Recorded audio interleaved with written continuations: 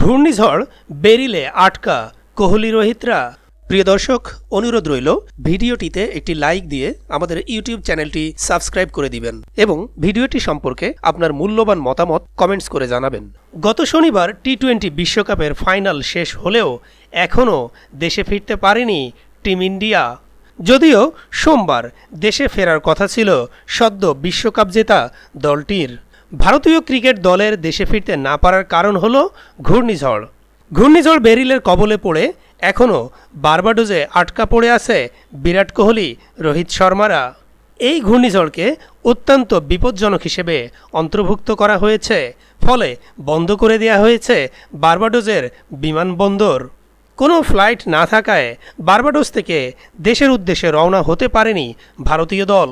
Bridgetown থেকে new York, Dubai হয়ে ভারতে পৌঁছার কথা ছিল কোহলি রোহিতদের, কিন্তু ঘূর্ণিঝড়ের সতর্কতা থাকায় চার্টার্ড ফ্লাইটে বার্বাডোস থেকে সরাসরি দিল্লি যাওয়ার পরিকল্পনা করেছিল ভারতীয় ক্রিকেট বোর্ড।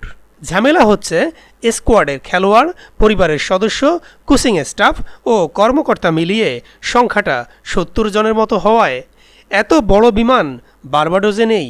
ভারতীয় ক্রিকেট বোর্ড তাই যুক্তরাষ্ট্র থেকে অমন বিমান আনার কথা ভেবেছিল, তবে এজন্য বার্বাডোসের বিমানবন্দর সচল থাকার ব্যাপার ছিল, কিন্তু সেটা আর হয়ে ওঠেনি। অন্যদিকে ফাইনালে ভারতের প্রতিপক্ষ দক্ষিণ আফ্রিকা দল বার্বাডোস ছেড়ে গিয়েছে। বিমানবন্দর বন্ধ হওয়ার আগেই প্রোটিয়ারা বার্বাডোস ছেড়ে যান।